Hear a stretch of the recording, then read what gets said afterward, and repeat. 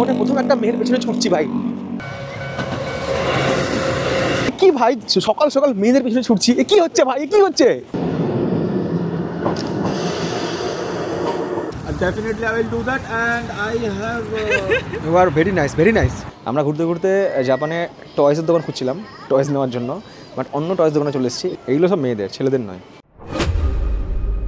9 ফেব্রুয়ারি 2025, সময় সকাল 7:50। জাপান ট্রিপে আজ আমাদের ষষ্ঠ দিন। আজকের গল্প শুরু করছি জাপানের আরও একটা শহর ওসাকা থেকে। টোকিও থেকে হিরোশিমা এবং হিরোশিমা থেকে ওসাকা পৌঁছানোর অভিজ্ঞতা এর আগের পর্বে শেয়ার করেছি। আজকের এই পুরো দিনটা রেখেছি ওসাকা থেকে কিয়োটো এবং নারা এই দুটো জায়গার ওয়ান ডে ট্রিপের জন্য, যার মধ্যে আমরা কভার করব Nara park, Arashiyama bamboo forest, kimono forest, Fushimi Inari মন্দির ইত্যাদি। সকাল 8টা থেকে শুরু হয়ে এই ট্রিপ শেষ হবে ঠিক বিকেল 5টার সময়। যথারীতি এই ট্রিপটাও আমরা ক্লুক থেকেই বুক করেছি অন্যান্য ট্রিপের মতো। প্যাকেজ অনুযায়ী ঠিক সকাল 7টার সময় ওই ট্যুর সংস্থার গাড়ি আমাদের হোটেল থেকে পিক আপ করে নিয়ে যাবে মিটিং পয়েন্টে। সেখান থেকে বাসে করে আমরা সাইট সিইং করতে যাব। কিন্তু দেরি করে ঘুম থেকে ওঠার কারণে ঘেটে গেল সমস্ত প্ল্যান। শীতের সকালে কপালে জমতে থাকলো বিন্দু বিন্দু ঘাম। আমাকে গতকালে কিন্তু ড্রাইভার মেসেজ করে দিয়েছিল যে সকাল 7:10 আপনাদের পিক আপ হবে। আর ঘুম ভেঙেছে তখন 7টা বাজতে মানে 5 মিনিট বাকি। কিচ্ছু করার নেই, এত ঘুম চোখে না, অ্যালার্ম বেজে ঘুমের তো কমতি আছে শরীরে। দিয়ে ড্রাইভারকে বললাম যে একটু ওয়েট করতে, আমরা জামা কাপড় পরছি।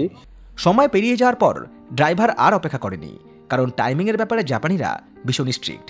অতএব আমরা নিজেরাই ক্যাব বুক করে রওনা দিলাম নিপমবাসী স্টেশনের উদ্দেশ্যে, যেটা আমাদের আজকের সাইটসিংয়ের মিটিং পয়েন্ট। আর এই সুযোগে পরিচিত হলাম জাপানের ট্যাক্সি সার্ভিসের এক অজানা সত্যের সাথে।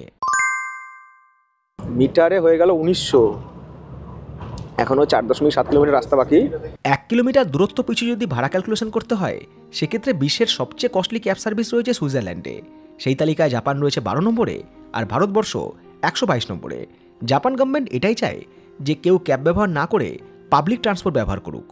গভর্নমেন্ট চাই এখানে সবাই পাবলিক ট্রান্সপোর্ট ইউজ করুক, বাট আমরা তো পাবলিক ট্রান্সপোর্ট ইউজ করে এসেছি বা করছি বা করবো, কিন্তু এই সিচুয়েশানে জন্য মানে এই ট্রিপ যদি মিস হয়ে যায় তাহলে খুব মুশকিল হয়ে যাবে।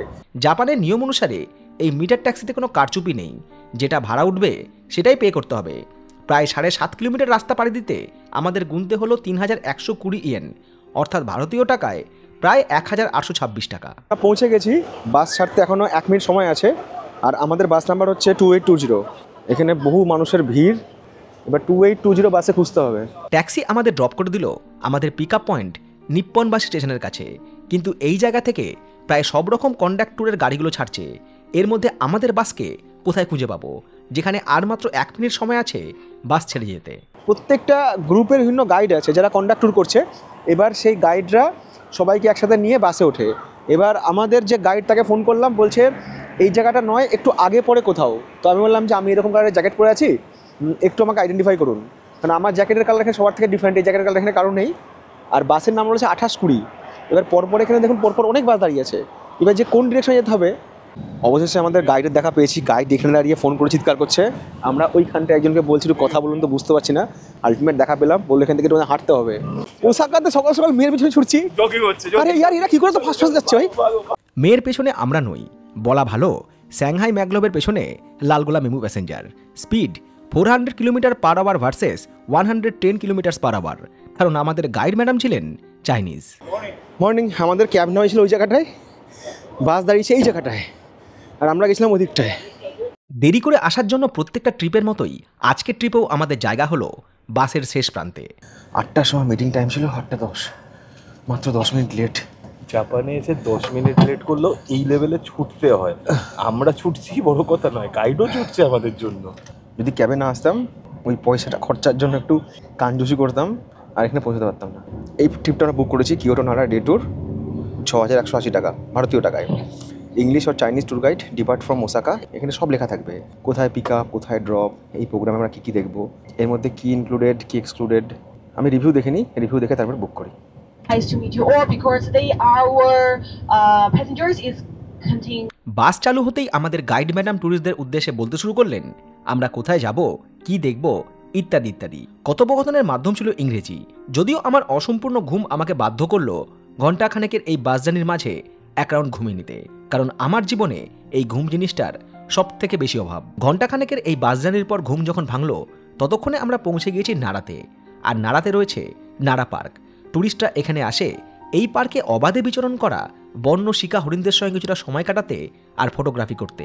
প্রায় 1200-রও বেশি হরিণ রয়েছে এই চত্বরে, যাদের জন্য বিক্রি হচ্ছে ডিয়ার ক্র্যাকার্স। সেটা কিনে নিয়ে এসে এদের হাতে করে খাওয়ালে এরা বো ডাউন করবে। এর থেকেই এই পার্ক বিখ্যাত হয়ে গিয়েছে ট্যুরিস্টদের কাছে। এখানে কিন্তু কোনো হরিণের শিং নেই, সমস্ত হরিণের শিং কাটা। এর আগের পর্বে যখন আমি হিরোশিমা আর মিয়াজিমা গিয়েছিলাম, ওখানে যেমন ওই মিয়াজিমার যে আইল্যান্ড, ওখানে হরিণ যেমন সব ঘুরে বেড়াচ্ছিল, এখানেও ঠিক তাই। তবে এখানে জায়গাটা বড় এবং হরিণ সংখ্যায় বেশি, এবং পর্যটকরা আসার পর এখানে হরিণকে আর কি খাওয়ায়। আমাদের ওখানে হরিণ টরিণকে আর কি ভেতরে রাখা হয়, খাঁচার ভেতরে, বাট এখানে কিন্তু হরিণগুলো এখানে ওপেন হরিণ। Open। আর যেসব হরিণগুলোর মাথায় শিং দেখছো না, এগুলো হচ্ছে তোমার ফিমেল। আর এটা ডিয়ারদের মেটিং সিজন, যখনই খাওয়াবো বড় যখনই খাওয়াবে ও বো ডাউন করবে। এখানকার এরা খুব ওয়েল ম্যানার্ড ডিয়ার, আর এখানে ডিয়ারকে কেউ হার্ট করে না। খুব সুন্দর, ওইদিকে ডিয়ার গুতোগুতি করছে দুটো। এখানে আমাদেরকে 1 ঘন্টা মতো সময় দিয়েছে। Look! কি বলছে? Look! Look! Look! Why? It's blocked. I am telling Oh, you, they're fighting each other. these are the male deer. A male deer, With the male horn, deer. yeah. Their horn has been cut off because maybe they have hurt Hide. people Yeah. before. I've seen them in এখানে এরকম রিক্সা ভাড়া পাওয়া যাচ্ছে ছবি তোলার জন্য। এই রিক্সা চালক রিক্সায় বসে এরকম টানা রিক্সা, যেটা আমাদের কলকাতা শহরে প্রায় উঠে গিয়েছে, এখানেও চলে তা নয়। এখানে এই পার্কের জন্য আর কি মানুষের বিনোদনের জন্য ব্যবহার করা হচ্ছে, এই রিক্সা করে ঘোরানো হচ্ছে। কি সুন্দর। নাড়া পার্কের উল্টো দিকেই রয়েছে বাস টার্মিনাল, সঙ্গে 7-Eleven শপ। 1 ঘন্টা এই সময়ের ব্যবধানেই ব্রেকফাস্টটাও করে নেওয়া দরকার, কারণ খুব সকালে বেরিয়ে আসার কারণে ওটা রাস্তাতেই সারতে হবে। তো এখানে তো আর চায়ের দোকান পাবো না, তো এইভাবে আর কি ম্যানেজ করতে হবে। কলাগুলো বেশ সুন্দর, কিন্তু জাপানে সেই প্রথম একটা সকাল যেখানে আলটিমেট ব্রেকফাস্টের মতো ব্রেকফাস্ট হলো।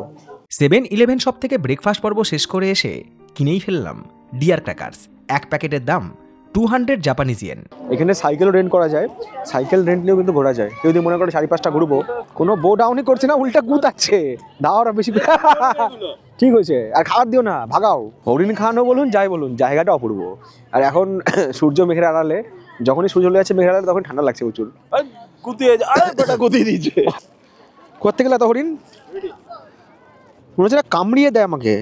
দাঁত আছে এদের আবার, আরে দাঁতও আছে। কি বড় হরিণ এসছে। ডিয়ার পার্ক ছাড়া এখানে আরও দুটো মানে পয়েন্ট অফ ইন্টারেস্ট রয়েছে।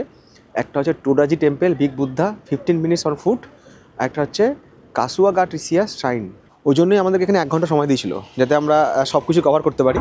আর এদের সব জায়গায় টাইম ফিক্সড করা থাকে, মানে টাইম বলে দেবো আপনাকে যে এই টাইমের মধ্যে আসতে হবে। আমাদের এখানে 1 ঘন্টা সময় ছিল।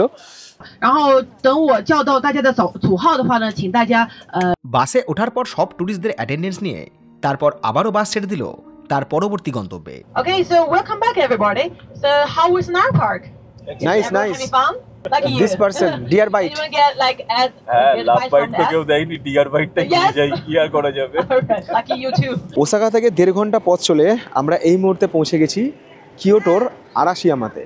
আজকে আমাদের সারাদিনের যা অ্যাক্টিভিটি, মানে যা যা সাইট সিন রয়েছে, তার মধ্যে এই আরাশিয়ামাতে আমাদের সবথেকে বেশি সময় দেওয়া হয়েছে। আর এই আরাশিয়ামা সব থেকে সুন্দর হয় যখন জাপানের চেরি ব্লসম উৎসব হয়, তখন এখানে প্রচুর ভিড় হয়। মানে সেই সময়টার জন্যই বিখ্যাত হচ্ছে আরাশিয়ামা। আরাশিয়ামাতে পা রাখার পর আমার ব্যক্তিগত কিছু অনুভূতি এবং অভিজ্ঞতা এই স্ক্রিনে শেয়ার করছি। কিয়োটোর ওয়েস্টার্ন সাইডে এই আরাশিয়ামা একটা জনপ্রিয় ট্যুরিস্ট অ্যাট্রাকশন পয়েন্ট, বিশেষ করে জাপানের চেরি ব্লসম ফেস্টিভ্যাল না হলে অক্টোবর মাসে। এই সময় অর্থাৎ শীতকালে চারিদিকে বরফের মাঝে এই আরাশিয়ামাকে দেখে প্রথমে যে জায়গার কথা মনে এসেছিল উইন্টার কাশ্মীরের পেহেলগাম ভ্যালি। অনেকটা আমাদের ওই কাশ্মীরের পেহেলগামের মতো, ওখানে যেমন লিডার নদীর ধারটা যেরকম, অনেকটা সেরকম। কিন্তু এই জায়গাটা চেরি ব্লসমের জন্য হচ্ছে বিখ্যাত, তখন এখানকার অ্যাকচুয়াল সৌন্দর্য। আর উইন্টার জাপানে এসে সব জায়গায় বরফ দেখতে পাচ্ছি। আরাশিয়ামা উপত্যকাতে বয়ে চলেছে কাসুরা নদী, আর নদীর ওপরে টোগেতসুকিও ব্রিজ বা মুন ক্রসিং ব্রিজ, যেটা আরাশিয়ামার আইকনিক ল্যান্ডমার্ক। নদীর ধার বরাবর রয়েছে চেরি গাছ, আর নদীর ওপারে রয়েছে আরাশিয়ামা পার্ক। আরাশিয়ামাতে একটা সিনিক ট্রেন জার্নিও রয়েছে, কিন্তু উইন্টারের সময় বলে ট্রেন চলাচল বন্ধ। মার্চ মাস থেকে আবারও শুরু হবে। ক্লুক থেকে আমরা যে 1 ডে প্যাকেজ বুক করেছিলাম তার মধ্যে এই ট্রেন জার্নিও ছিল। যারা চেরি ব্লসম ফেস্টিভ্যালের সময় অথবা অক্টোবরের দিকে জাপানে বেড়াতে আসছেন, সেক্ষেত্রে আরাশিয়ামাতে ডে ট্রিপ না করে একটা দিন এখানে অবশ্যই রাত্রিবাস করবেন, কারণ এক্সপ্লোর করার জন্য এই আরাশিয়ামাতে অনেক কিছুই রয়েছে। আর এই যে এখানে সব বোর্ডগুলো রয়েছে না, তার মাথায় বরফ জমে রয়েছে। দূর থেকে হঠাৎ করে দেখে মনে হলো এক ঝলক কাশ্মীর, কাশ্মীরের শিকারা, এক ঝলক দেখে মনে হবে কাশ্মীরের শিকারা। আর এইদিকে রয়েছে সেনকোজি টেম্পল, এখান থেকে 18 মিনিটের হাঁটা পথ। কিন্তু আমরা যাবো হচ্ছে এখানকার বিখ্যাত ব্যাম্বু ফরেস্ট। আগে আমরা দেখে আসি আরাশিয়ামা ব্যাম্বু ফরেস্ট, তারপরে দেখবো কিমোনো ফরেস্ট, তারপরে ট্রেন রাইড করবো। মোটামুটি এখানে এগুলোই আছে। আরাশিয়ামাতে রয়েছে বৌদ্ধ ধর্ম সম্প্রদায়ের তেনরিউজি মন্দির। 1339 সালে আশিকাগা তাকাউজি এই মন্দির প্রতিষ্ঠা করেছিলেন গৌতম বুদ্ধের প্রতি শ্রদ্ধা জ্ঞাপন করতে। এই মন্দির কিয়োটোর প্রাচীন স্মৃতিস্তম্ভের সাথেই ইউনেস্কো ওয়ার্ল্ড হেরিটেজ সাইটের তকমাপ্রাপ্ত। একসঙ্গে এত কিছু কী করে কভার করব, এই কনফিউশনে ঠিক করলাম আগে আরাশিয়ামার বিখ্যাত ব্যাম্বু ফরেস্ট বা বাঁশবাগানটা কভার করে আসি। কারণ দেশ বিদেশ থেকে হাজার হাজার পর্যটক জাপানে আসে এই ন্যাচারাল বাঁশবাগান দেখতে। আমি যখন ইউটিউবের কমিউনিটি সেকশনে পোস্ট করেছিলাম জাপান যাচ্ছি, ওখানে দু একজন দর্শক বন্ধু লিখেছিল যে ব্যাম্বু ফরেস্ট অবশ্যই দেখাবেন। আমি ভাবছি যে এই ব্যাম্বু ফরেস্ট তো বাঁশবাগান, তো এই ব্যাম্বু ফরেস্ট দেখার জন্য কেন তো মানুষের ভিড়? আমাদের ওখানে তো প্রচুর ব্যাম্বু ফরেস্ট রয়েছে, ওখানে তো কেউ দেখতে তো ভিড় করে না। এখানে কী এমন স্পেশালিটি আছে সেটা দেখা দরকার। এই হচ্ছে আরাশিয়ামার ব্যাম্বু ফরেস্ট। ব্যাম্বু ফরেস্টের ভেতরে এখন যাওয়া যাচ্ছে না, এই রাস্তা দিয়ে টুরিস্টরা যাচ্ছে। ভেতরে ঢোকার ক্ষেত্রে যে গেটগুলো, সেই গেটে এখন নিষেধাজ্ঞা রয়েছে, হয়তো ভেতরে প্রচুর বরফ টরফ রয়েছে। তো বাঁশ বাগানে বরফ জমে আছে, এখানে সবাই টুরিস্টরা ফটো তুলছে। আবার রিক্সা ঢুকিয়ে দিয়েছে বাঁশ বাগানে, রিক্সা ঢুকে ছবি তুলছে। ভাই রিক্সাকে বাঁশ বাগানে ঢুকায়? হ্যাঁ, রিক্সা এখানে অ্যালাউড। 30 মিনিটে রিক্সা নিয়ে ঘোরার জন্য পুরো সমস্ত কিছু ঘুরিয়ে দেখাবে, সব স্পট দেখাবে। ভাড়া হচ্ছে 10,000 ইয়েন। এই সারি সারি সব বাঁশ বাগান, ওপরে নীল আকাশ, তার মধ্যে ভেসে বেড়াচ্ছে মেঘ, মাঝে মধ্যে হালকা স্নোফল হচ্ছে। আর এটা দেখার জন্য সব জায়গা থেকে মানুষ ছুটে এসছে। যেখানে বাঁশ কখনো সামনে কখনো পেছনে, আমাদের অনেকের জীবনে, ইনফ্যাক্ট আমার জীবনেও, সেখানে এই বাঁশ বাগানে এসে মানুষজন কখনো বাঁশকে সামনে নিয়ে, কখনো বাঁশকে পেছনে নিয়ে ফটোগ্রাফি ভিডিওগ্রাফি করছে। ভাবা যায়? আরাশিয়ামার এই বাঁশবনে পায়ে হেঁটে ঘুরতে ঘুরতে মনে হলো এই জায়গার একটা অন্যরকম সৌন্দর্য অবশ্যই রয়েছে, যেটা এই সিজনে আমাদের দৃষ্টিতে ধরা দিচ্ছে না। এই চত্বরে একটা জাপানি শ্রাইন বা মন্দিরও রয়েছে, নাম ননোমিয়া শ্রাইন। জাপানি মেয়েরা তাদের ট্র্যাডিশনাল পোশাক কিমোনো পরে এই মন্দিরে তাদের নিয়মে প্রার্থনা বা মানত করছে। আমরা যেমন বিভিন্ন মন্দিরে ধাতব রেলিং বা গাছের ডালে কাপড়ের টুকরো ঝুলিয়ে দিয়ে মনের কথা জানিয়ে আসি, এখানে সেই রকম নিজের উইশ লিখে ঝুলিয়ে দেওয়ার রীতি রয়েছে। ব্যাম্বু ফরেস্টের মধ্যে দিয়ে চলে গিয়েছে রেলপথ, দূর দূর পর্যন্ত রেলটাকে বরফ জমে রয়েছে। টুরিস্টরা এখানেও ফটোগ্রাফি করছে, কারণ বাস্তবেই জায়গাটা ভীষণই সুন্দর। অদূরেই রয়েছে Saga Arashiyama station JR line. Kyoto station থেকে সরাসরি ট্রেন ধরে এই সাগা আরাশিয়ামাতে নেমে আরাশিয়ামা ঘুরে নেওয়া যায়। জাপানের প্রত্যেকটা টুরিস্ট স্পট কোনো না কোনো রেল স্টেশনের সাথে কানেক্টেড। সেই অর্থে এই ডে ট্রিপগুলো খুব সহজেই কমপ্লিট করা যায় যদি ট্যুরিস্টদের কাছে প্রপার রুট ইনফরমেশন এবং সাফিসিয়েন্ট টাইম থাকে। এখানে কিন্তু কোনো গেটম্যান নেই, এখানে ট্রেন যখন আসে অটোমেটিক গেট পড়ে যায়, একটা মিউজিক বাজতে শুরু করে, লাল লাইট জ্বলে, সব গাড়ি টাড়ি থেমে যায়, তারপরে আবার ট্রেন চলে গেলে গেট অটোমেটিক উঠে যায়। সব কিছু অটোমেটিক, যাতে ট্র্যাকে কেউ যেতে না পারে তার জন্য এখানে এরকম কাটা দেওয়া রয়েছে এবং লেখা আছে ডেঞ্জার। এখানে আমাদের 1:45 পর্যন্ত সময় দিয়েছে। প্রিয়মের ভুলভাল ম্যানেজমেন্টে আমাদের একটু বেশি ঘোরা হয়ে গেছে। প্রিয়ম বলেছে আমার ম্যাপ মাথায় আছে, হ্যাঁ, map দিয়ে বিপরীত দিয়ে চলে যায়, বিপরীত দিশা চেঞ্জ হয়ে গেছে। আরেকটা পার্টনার সে বলছে আমি আর যাব না, আমি এখন কাজ করব। ওর কষ্ট হচ্ছে একটু ঘুরতে, সত্যি কথা বলতে সবার অভ্যাস থাকে না, ফার্স্ট টাইম ইন্টারন্যাশনাল ট্রিপ, আর এত জার্নি আমাকে বললাম তুই থাক, কোনো ব্যাপার না, শরীরের জায়গায় নেই, এখন চলছি পুরো দর্শকদের ভালোবাসায়, আর কি বলবো আজকে প্রকৃতির টানে। তার মধ্যে আবার 3.5 ঘন্টা এগিয়ে রয়েছে, যেটা আমাদের ঘুমের ক্ষেত্রে খুব বাজে জিনিস। ঘুম হচ্ছে না তো। কোনো দর্শক বন্ধু জিজ্ঞেস করেছিলেন কেন এত পরিশ্রম কিংবা ঘুম নষ্ট। তার উত্তরে বলবো, জাপান ট্রিপে ফার্স্ট টাইমের জন্য ভিসা পেয়েছিলাম মাত্র 15 দিনের জন্য, ইনক্লুডিং এন্ট্রি অ্যান্ড এক্সিট, যেটা আমাদের কাছে সাফিসিয়েন্ট নয়। আবার বেশি দিন থেকে খরচ বহন করা সেটাও প্রায় অসম্ভব। তাই বাজেট ট্রিপ করতে গেলে এবং দিন বাঁচাতে গেলে খাওয়া কিংবা ঘুম এগুলোকে স্যাক্রিফাইস করতেই হবে। আর কষ্ট, তার কথা না বলাই ভালো, কারণ শেষ ব্লগ আসা পর্যন্ত সেটা আপনারা ভালো মতোই বুঝতে পারবেন। কষ্ট হলেও জাপান ঘুরে আমি স্যাটিসফাইড। আমার দেখা এখনও অবধি শ্রেষ্ঠতম দেশ। আর দর্শকদের তরফ থেকে যেরকম রেসপন্স পেয়েছি, তাতে এই মাসের শেষ দিকে হয়তো ইজিপ্ট ট্রিপ হলেও হতে পারে। এই নিয়ে আপনাদের কোনো পরামর্শ বা সাজেশন থাকলে আমার কমেন্ট সেকশন ছাড়াও সোশ্যাল মিডিয়া হ্যান্ডেল ইনস্টাগ্রামে অবশ্যই জানাতে পারেন। জাপানে সামার টাইমে ট্র্যাডিশনাল পোশাক ইউকাতা আর উইন্টার সিজনে কিমোনো। এখানে সেই কিমোনো পোশাকগুলো রেন্ট পাওয়া যাচ্ছে বিভিন্ন দামে, যেগুলো বিভিন্ন দেশ থেকে আসা ফিমেল টুরিস্টরা রেন্ট নিয়ে ফটোগ্রাফি করছে। Because yukata is for summer. Yukata is for summer. Oh, okay, এটা উইন্টার। হ্যাঁ, এটা Is it possible to buy yukata this time? Now it's a rental shop and Okay. you cannot buy Purchase. yukata or kimono, unfortunately, but From Japan? The dress yukata? yukata, yeah. Is that? What Can yukata? Yuketa. Can you tell me where I purchase it? I want to Shop? shop yukata shop. আমার একটা বোন আছে, ও বলেছে তুই Japan গেলে ইউকাতা নিয়ে আসিস। এবার আমি এখানে এসে দেখছি অনেকে ইউকাতা পরে আসে, কিন্তু এখানে ইউকাতা সব রেন্টেল, মানে রেন্টেড, কিনতে পাওয়া যাচ্ছে না। এবার আমি বারবার করে জিজ্ঞেস করছি কোথায় কিনবো, বলছে এটা সামার ড্রেস, উইন্টারে এই ড্রেস আপনি পাবেন না এখানে। স্বপ্নের রানী না থাকলেও আমার গল্পে একটা ট্রেন জার্নি থাকবে না, এটা কি হতে পারে? এই চত্বরে ঘুরতে ঘুরতে পৌঁছে গেলাম আরাসিয়ামা স্টেশনে। এটা এখানকার লোকাল ট্রেনের স্টেশন। এর কি গল্প আছে সেটা ভালো করে বুঝে নেওয়ার জন্য হাজির হলাম ওই স্টেশনের ট্যুরিস্ট ইনফরমেশন অফিসে। কথা বলে যা বুঝলাম, এটা আরাসিয়ামার ওই সিনিক বিউটি রুটের ট্রেন নয়, এটা যাত্রীবাহী ট্রেন, যেটা কিয়োটোর কোনো একটা সাইডে যায়। তবে এই ট্রেনে যাত্রাপথের সৌন্দর্যে বিদেশের ছোঁয়া ডেফিনেটলি রয়েছে। চটপট টিকিট কেটে নিলাম। হাতে সময় যদিও কম রয়েছে, তবে তার মধ্যে সেরে নিতে হবে ছোট্ট ট্রেনের ছোট্ট সফর। ওইদিকে রয়েছে কিমোনো ফরেস্ট, বাট আমরা করবো হচ্ছে ট্রেন জার্নি। ট্রেনে ওঠার পর বুঝলাম এক কামরার এই প্যাসেঞ্জার ট্রেনে ভিড় ভালোই রয়েছে। যদিও এই রুটে ট্রেন রয়েছে প্রত্যেক 10 মিনিট সময়ের ব্যবধানে। আমরা উঠে পড়লাম ট্রেনে। এই হচ্ছে টিকিট 250, ট্রেনে দিল ট্রেন। ওয়াও, আর ট্রেন ছাড়ার সাথে মিউজিক বাজছে। ট্রেন ছেড়ে দেওয়ার পর ফিল করলাম এই ট্রেন জার্নি যদি না করতাম তাহলে মিস করতাম এই রেলপথের সৌন্দর্য। গতদিনে স্নোফলের পর বরফে ঢেকে রয়েছে রেলপথ। কিছু সময়ের ব্যবধানে ছোট্ট ছোট্ট স্টেশন, তাতে 1 মিনিটের জন্য থেমে আবারও পথ চলা।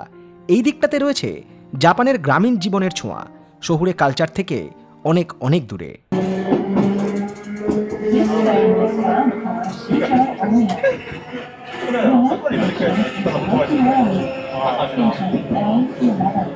এইটা দেখুন, একটা রুরাল সাইড, কিন্তু এখানে বাড়িঘরগুলো কিন্তু সব রুরাল। ইচ্ছে করছিল শুরু থেকে একদম শেষ স্টেশন পর্যন্ত গিয়ে তারপর আবারও ব্যাক করব, কিন্তু উপায় নেই। এমনিতেও অনেকটা দেরি হয়ে গিয়েছে।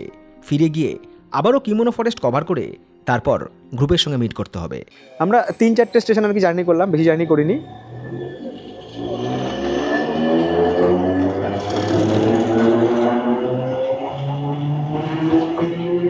ট্রেন থেকে নেমে পড়লাম অজানা এক স্টেশনে। আশেপাশে সব কিছুই যেন ছবির মতো করে সাজানো।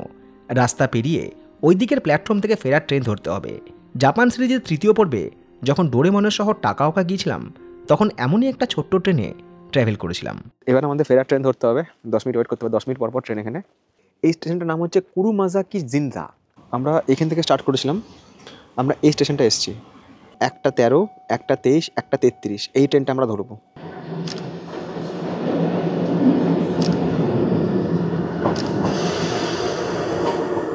এর আবার 2টো কামরা রয়েছে, সামনে আর পেছনে, যে কোনো একটা উঠলেই হবে। চলো পেছনটাতে উঠি, একটু ফাঁকা আছে, বসার জন্য সিটও রয়েছে এখানে।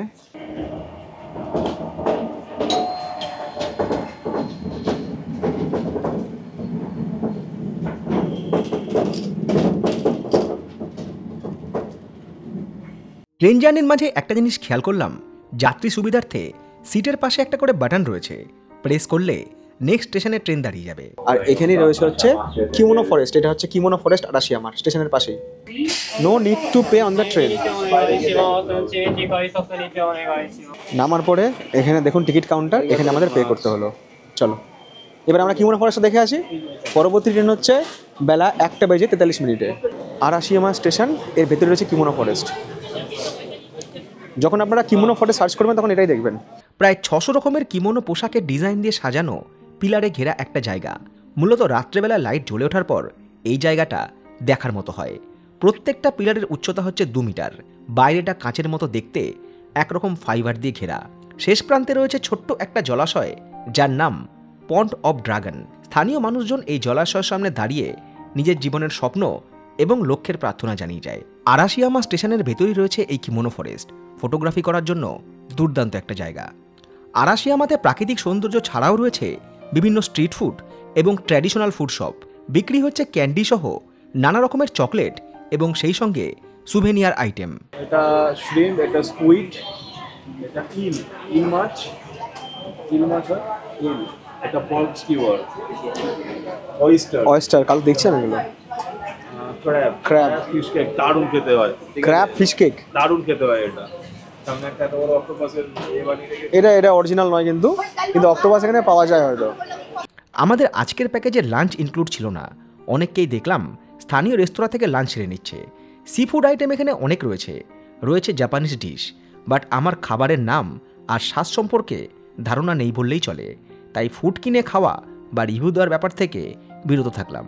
হ্যাঁ, এক্সপেরিমেন্ট করাই যেত, কিন্তু সময় হয়ে যাওয়ার কারণে আমাদের গাইড লুসি ম্যাডাম ফোন করে জানালেন আমরা ছাড়া বাসের সব টুরিস্টই ফিরে এসেছে, কাম ব্যাক সুন। আমাদের গাইড সাহেবা বলছে যে আপনারাই লাস্ট 2 পিপল, বাকি সবাই চলে এসছে।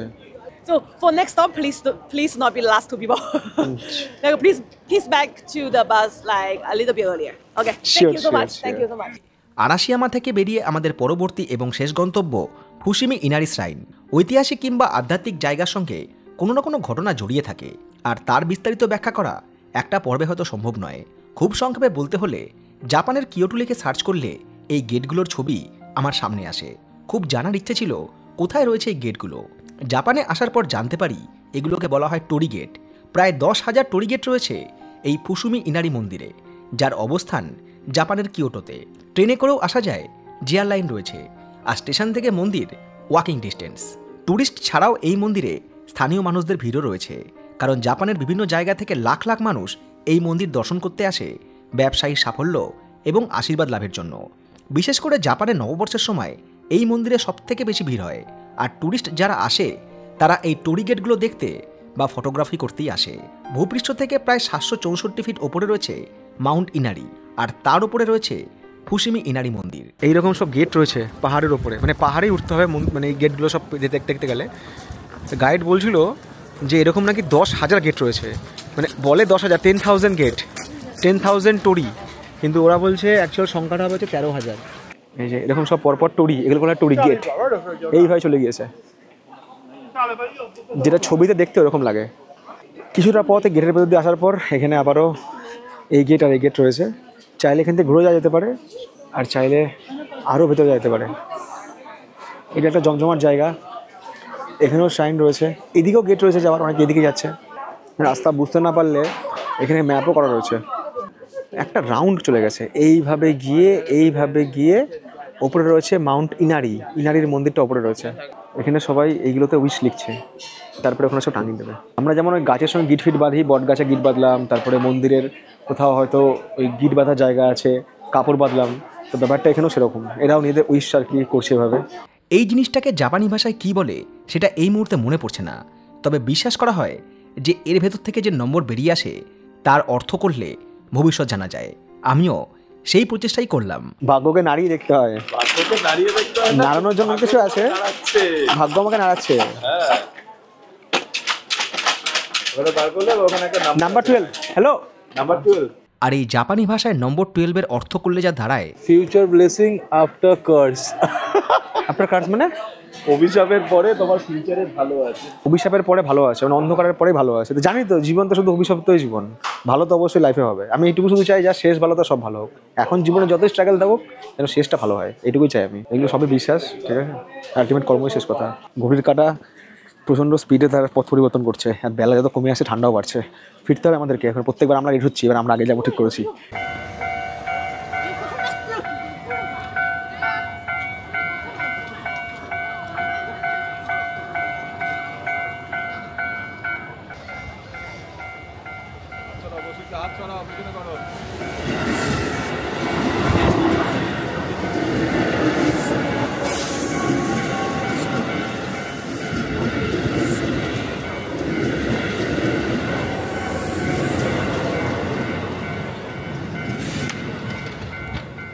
সময় বেলা 4:22, আমরা রওনা দিয়ে দিচ্ছি আমাদের প্রোগ্রাম শেষ করে।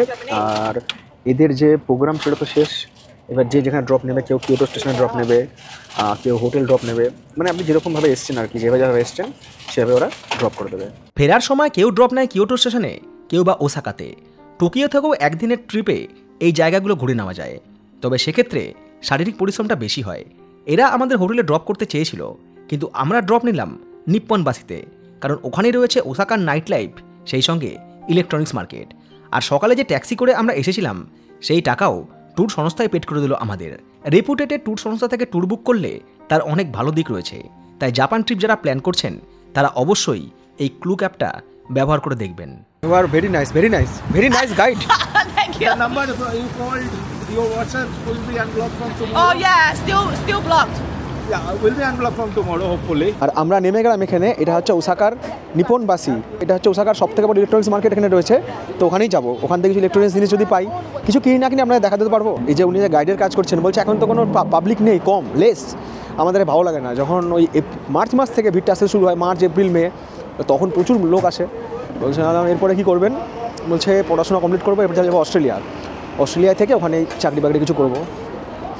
পড়াশোনাও করে, মানুষের কাজও করে। অ্যাকচুয়ালি এখানে আমি যাকে বুঝেছি না, মানুষকে টাইম ওয়েস্ট করে না, মানে কিছু না কিছু কাজের সঙ্গে যুক্ত থাকে, পার্ট টাইম জব করলো, পড়াশোনা করলো। আর এই জায়গায় যে বাসগুলো চলে না, সব বাসের দেখুন গ্রাউন্ড ক্লিয়ারেন্স একদম লো, ওই জন্য জার্কিং কম। বাস গাড়ি সবার গ্রাউন্ড ক্লিয়ারেন্স লো। আর এখানে বেশিরভাগই হচ্ছে ইলেকট্রিক ভেহিকেল, ইভি। ট্যাক্সি প্রচুর কস্টলি, পাবলিক বাসও বিশেষ আমি দেখিনি এখানে, পাবলিক বাস খুব কম। ম্যাক্সিমাম মানুষের যাতায়াতের মাধ্যম সাইকেল। আজকে সকালবেলায় এই জায়গাতে এসে আমরা করছিলাম ওই বাস খোঁজার জন্য ঘোরাঘুরি, তখনও জানতাম না এটাই হচ্ছে ওসাকার সবচেয়ে বড় ইলেকট্রনিক্স মার্কেট, যে এলাকার নাম হচ্ছে দোতনবড়ি। ওই যে দোতনবড়ি স্ট্রিট। জাপান শব্দটা যখনই শুনি না, তখনই মনের মধ্যে ইলেকট্রনিক্স জিনিসের কথা মাথায় আসে। 100 কী পাওয়া যাচ্ছে এখানে ভাই? উড়ে বড় বড় আপেল, সব 100 এখানে। মানে এখানে হচ্ছে হরেক মাল 100 টাকা। কত রকম ফ্রুটস, স্ট্রবেরি, এখানে সব সি ফুড, অক্টোপাস। সন্ধে হতে না হতেই জমজমাট ওসাকার এই দোতনবড়ি।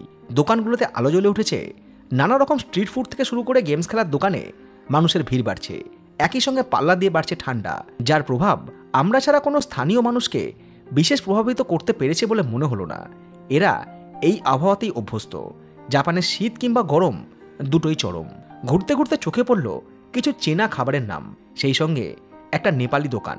মনে পড়ল আজকে সারাদিনে লাঞ্চ করাই হয়নি। ডাল তড়কা, ডাল মাখানি, চিকেন মশলা, বাটার চিকেন। বিদেশে এসে যখন এই ইন্ডিয়ান রেস্টুরেন্টে এলাম না, সবার আগে ভালো লাগলো যখন অরিজিৎ গাল চলছে আশিকি 3-র। চিকেন কারি আর মাটন মশলা মোটামুটি একই দাম, গার্লিক নান 400। এখানে খাবার দাবারের দাম মোটামুটি যা আছে, মানে এখানকার দামের তুলনায় ঠিকঠাকই আছে। চিকেন টিক্কা কাবাব আর চিকেন মশলা কড়াই, আর সেই সাথে বাসমতি রাইস। এর সাথে নিয়েছি বাসমতি রাইস, আর আমি নিয়েছি হচ্ছে নান, বাটার নান। জাপানের প্রায় সব জায়গাতে ইন্ডিয়ান রেস্টুরেন্ট পেয়েছি, তাই খাওয়া নিয়ে আমাদের কোনো সমস্যাই হয়নি। আর টেস্টও ঠিকঠাক। মোট কথা ভাত, ডাল, রুটি, চা সব কিছুই পাওয়া যায়। দেশি স্টাইলের চা, দারুণ টেস্ট, মশলা দিয়ে করেছে। এখানে আমাদের বিল হয়েছে 4290 জেপি ভাই। বাইরে এসে দাঁড়িয়ে আছি কারণ আমাদের সুমিত ফোন করেছিল। সুমিত বললো আমিও আসবো, তোমাদের একটু ওয়েট করো। তো ওকে প্রিয়ম পাঠিয়ে দিয়েছিল লাইভ লোকেশন সব কিছু। ও স্টেশন থেকে মানে ট্রেন চেঞ্জ করে আসছে। হাতে ইন্টারনেট থাকলে সিরিয়াসলি অসুবিধা কিছু হয় না। বেরিয়ে পড়ুন, ঘুরুন, ওয়ার্ল্ডটাকে এক্সপ্লোর করুন, নতুন নতুন কালচার এক্সপ্লোর করুন। ডেফিনেটলি একদম সবার দরকার এটা, মানে যারা পারবে, যাদের সাধ্য আছে কিন্তু সাহস হয় না, আমি বলবো যে বেরিয়ে পড়ুন, দেখবেন অনেক নতুন জিনিস শিখতে পারবেন। রাত বাড়ার সাথে সাথে দেখুন কীরকম লেভেলে ভিড় বেড়ে গিয়েছে। ছেলেটা একা একা চলে এলো হোটেল থেকে, বল কীরকম লাগলো? এই যে বিদেশে এসে তুই একা একা চলে এলি ভিড়ের মধ্যে, ভালো লাগলো? সব সম্ভব চাইলে। যাহা জাপান তাহাই জয়নগর, জাস্ট চিল। চল চল চল, আইফোন কিনবি। ইলেকট্রনিক্স জিনিসের আকর্ষণে আমরা চলে এলাম দোতনবাড়ির বিগ ক্যামেরাতে। জাপানের এই বিগ ক্যামেরা এমন একটা শপিং মল যেখানে এমন কোনো ইলেকট্রনিক্স জিনিস নেই যে পাওয়া যায় না। 5 তলা মল, পুরোটাই গ্যাজেটে ঠাসা। এইরকম একটা বিগ ক্যামেরা টোকিওর আখিয়াবাড়াতেও রয়েছে। Computer, laptop, hard drive, mobile ফোনের অ্যাক্সেসরিজ, পাওয়ার ব্যাংক, ডিজিটাল ঘড়ি, গেমিং ডিভাইস, কি নেই এখানে? এক কথায় আমাদের মতো লোকেদের পুরো মাথা নষ্ট। পরিকল্পনা ছিল এখান থেকে একটা আইফোন কিনবো, কারণ জাপানে আইফোন ভারতবর্ষের তুলনায় অনেকটাই সস্তা, আর বিগ ক্যামেরা থেকে কিনলে ট্যাক্স ফ্রি। কিন্তু এখানে এসে দেখলাম সব আইফোন আউট অফ স্টক। পরে জানলাম জাপানের লোক ছাড়াও বাইরে থেকে ট্যুরিস্ট জাপানে আসে শুধুমাত্র আইফোন কিনতে, কারণ জাপানের আইফোনের কোয়ালিটি নাকি খুবই ভালো। দামের সঙ্গে কম্পেয়ার করে দেখলাম আইফোন 16 প্রো 256 জিবি ভারতীয় টাকায় এখানে হয়ে যাবে 1 লাখ টাকার মধ্যে, আর আইফোন 16 256 জিবি প্রো ম্যাক্স হয়ে যাবে ভারতীয় টাকায় 1,10,000 টাকার মধ্যে। আইফোন 16 প্রো ট্যাক্স ছাড়লে পড়ছে হচ্ছে 91,000। আমাদের বহরমপুরে হচ্ছে এখন 1,19,000। এখানে প্রায় 30,000 টাকা কম, অনেকটাই কম। 30,000 টাকা কম মানে বিশাল ব্যাপার। তো বেশি দিকে তাকাবো না আমি, কারণ আমার বাজেট নেই, গাড়ির ইএমআই শোধ করতে হচ্ছে এখন। উপরের এই সেকশনটা কম্পিউটার, হ্যাঁ, ল্যাপটপ, ডেস্কটপ, সব গেমিং ল্যাপটপ এখানে। এদিকে রয়েছে প্লে স্টোর। এইসব জিনিসগুলো আমাদের ওখানে অ্যামাজনে প্রচুর দাম। ও ভাই, কত রকম জয়স্টিক, সব গেম খেলার চেয়ার, এগুলো সব ভ্যারাইটিস কিবোর্ড। যখন ব্লগ শুরু করিনি তার অনেক আগে থেকেই আমার গ্যাজেটের শখ কিংবা এই ব্যাপারে কিছু পরিমাণ নলেজ রয়েছে, আর সেই সঙ্গে রয়েছে প্রয়োজনের প্রায় সব জিনিস। একটা জিনিস কেনার ইচ্ছে ছিল, সেটা হলো খেলনা, ট্রেন সেট, থমাস ইঞ্জিন। অতএব বিগ ক্যামেরা থেকে বেরিয়ে সন্ধান করছিলাম এমনই একটা টয়েস শপের, আর পেয়েও গেলাম 5 তলা মল, পুরোটাই টয়েস। ব্যথা সারাদিন এমনিতে প্রচুর দৌড়ঝাঁপ হয়েছে। আর একটা বিষয় হচ্ছে কালকে সকালবেলা, মানে আগামীকাল 10ই ফেব্রুয়ারি আমরা একটা বিশেষ জায়গায় যাব, সাপোরো যাব।